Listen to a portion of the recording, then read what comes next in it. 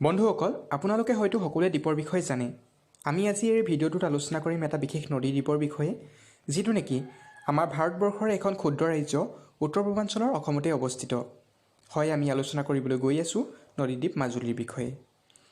মাজুলী হৈছে পৃথিৱীৰ বৃহত্তম নদীদ্বীপ। ব্ৰহ্মপুত্ৰ নদীয়ে সৃষ্টি কৰা নদীদ্বীপ মাজুলী অতিকে মনোমোহা আৰু অনাবিল প্ৰাকৃতিক সৌন্দৰ্যৰ ৰম্যভূমি হোৱাৰ লগতে অতিকে ৰোমাঞ্চকৰ ঠাই। মাজুলী হ'ল ভাৰতবৰ্ষৰ প্ৰথমখন নদীদ্বীপ জিলা। দক্ষিণে ব্ৰহ্মপুত্ৰ নদী আৰু উত্তৰে ব্ৰহ্মপুত্ৰৰ সুঁতি খেৰকুটীয়াৰ লগত সোৱণশিৰি নদী লগ লাগি নদীদ্বীপটোৰ গঠন কৰিছে। মহাপুৰুষ শ্ৰীমন্ত শংকৰদেৱে আৰু মাধৱদেৱৰ উদ্যোগৰ সত্ৰসমূহ লৈ মহাপুৰুষীয়া বৈষ্ণৱ ধৰ্ম আৰু সত্ৰীয়া সংস্কৃতিৰ পীঠকেন্দ্ৰ। মাজুলীক সত্ৰনগৰী বুলিও কোৱা হয়। মাজুলী অসমৰ যোৰহাট জিলাৰ উত্তৰ দিশত অৱস্থিত। মাজুলীৰ সমতল ভূমি আকাৰ এটা শিলিখা ফলৰ দৰে। এসময়ত মাজুলীৰ ভৌগোলিক মাটিকালি 1250 বৰ্গ কিলোমিটাৰ আছিল যদিও ব্ৰহ্মপুত্ৰ খহনীয়াত জাহ গৈ বৰ্তমান মাজুলী ভূখণ্ড 2012 চনত 508.13 বৰ্গ কিলোমিটাৰ হৈ পৰিছে। ইয়াৰ উত্তৰ দিশত লখিমপুৰ জিলা আৰু ধেমাজি জিলা, দক্ষিণে যোৰহাট, পূবে শিৱসাগৰ জিলা আৰু পশ্চিমে গোলাঘাট জিলা আৰু শোণিতপুৰ জিলা অৱস্থিত। জলবায়ুৰ দিশৰ পৰা চাবলৈ গ'লে মাজুলীৰ জলবায়ু বুলিলে মৌচুমী জলবায়ুকে কোৱা যায়। ঋতু অনুসৰি উত্তাপ পৰিৱৰ্তন হোৱাৰ ফলত চাপৰ সলনি হৈ এই মৌচুমী বায়ু প্ৰৱাহৰ সৃষ্টি হয়। মাজুলীৰ জলবায়ু সাধাৰণতে গৰম আৰু সেমেকা। শীতকালত বৰষুণ আৰু তাপৰ মাত্ৰা কম হৈ ঠাণ্ডাৰ প্ৰকোপ বৃদ্ধি হয়।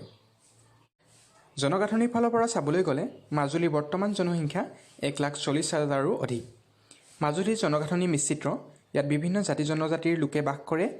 মিচিং জনগোষ্ঠীৰ সংখ্যাগৰিষ্ঠতা থাকিলেও যথেষ্ট সংখ্যক সাধাৰণ শ্ৰেণী, অনুসূচিত জাতি, সোণোৱাল কছাৰী আৰু দেউৰী সম্প্ৰদায়ৰ লগতে কিছুসংখ্যক বঙালী হিন্দু আৰু নেপালী সম্প্ৰদায়ৰ লোকে বাস কৰে। লোক সংস্কৃতিৰ দিশৰ পৰা মাজুলী অতিকে চহকী। বিভিন্ন জনগোষ্ঠীৰ মিলনে মাজুলীক বাৰেৰহণীয়া কৰি তুলিছে। অনবৰতে সত্ৰীয়া গীত, মাত, খোল, তাল, নাচ গান, ভাওনা সবাহ, অদূৰ মিচিং গাঁৱৰ পৰা ভাহি অহা মিচিং গাভৰুৰ ঐনিতমৰ সুৰ আদিয়ে মাজুলীৰ জনজীৱন মুখৰিত কৰি ৰাখে। সত্ৰীয়া সংস্কৃতিৰ মাজুলী মূল দিশ। ইয়াৰ বাহিৰেও মাজুলী মুখাশিল্প, মৃৎশিল্প, হস্ততাঁত, কৃষি আদিৰ বাবেও বিখ্যাত। যাতায়াতৰ দিশৰ পৰা চাবলৈ গ'লে মাজুলীলৈ যোৰহাট, লখিমপুৰ দুই দিশৰ পৰা যাব পৰা যায়।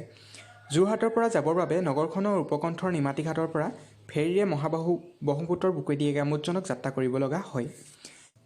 অনুষ্ঠান প্ৰতিষ্ঠান বুলিলে মাজুলীৰ সত্ৰসমূহৰ কথাই প্ৰথমতে উল্লেখ কৰিব লাগিব।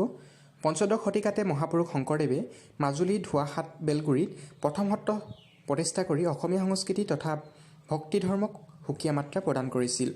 সত্ৰসমূহৰ ভিতৰত বিশেষকৈ আউনীআটী, কমলাবাৰী, গড়মূৰ আৰু দক্ষিণপাট সত্ৰ, এই চাৰি সত্ৰই অসমীয়া সমাজত উচ্চ স্থান অধিকাৰ কৰি আহিছে। ইয়াৰ বাহিৰেও মাজুলীৰ বহুতো সৰু বৰ সত্ৰ আছে, যিবোৰৰ ভূমিকা অসমীয়া সমাজত যথেষ্টই গুৰুত্বপূৰ্ণ। চাৰিওফালে নদীৰে আগুৰি থকাৰ বাবে মাজুলী এখন প্ৰদূষণমুক্ত ঠাই। সেইবাবেই এই দ্বীপ বিভিন্ন প্ৰজাতিৰ পশু পক্ষীৰ বাবে নিৰাপদ আশ্ৰয়স্থল। মাজুলী দ্বীপ বহুতো পৰিভ্ৰমী চৰাইৰ বাবে বিখ্যাত। এই দ্বীপত 270বিধতকৈও অধিক প্ৰজাতিৰ পক্ষী পোৱা যায়, য'ত স্থানীয় পক্ষীৰ লগতে পৰিভ্ৰমী পক্ষীও আহে। যদি আপুনি ৰাতিপুৱা নদী, জলাশয়, বিল আদিবোৰৰ কাষলৈ যায়, তেন্তে তাত এক বিনন্দীয়া পৰিৱেশ দেখিবলৈ পোৱা যায়, য'ত নেকি দেখিবলৈ পোৱা যায় বিভিন্ন পক্ষীৰ কলকলনি আৰু মুক্ত বিচৰণ, লগতে বিভিন্ন প্ৰজাতিৰ ৰঙা, নীলা, হালধীয়া পখিলাৰ নাচোন। মাজুলী নদীদ্বীপ অসমৰ পৰ্যটন স্থলসমূহৰ ভিতৰত অন্যতম। ভিডিঅ'টো চাই কেনে পালে এটা কমেণ্টৰ জৰিয়তে জনাবলৈ নাপাহৰিব। লগতে আমাৰ ইউটিউব চেনেল জ্ঞানৰ টুকুৰা এতিয়ালৈকে যদি আপোনালোকে ছাবস্ক্ৰাইব কৰা নাই, তেন্তে প্লিজ ছাবস্ক্ৰাইব কৰি ল'ব আৰু ছাবস্ক্ৰাইব কৰাৰ সময়ত কাষতে থকা বেল আইকনটো নিশ্চয়কৈ প্ৰেছ কৰিব।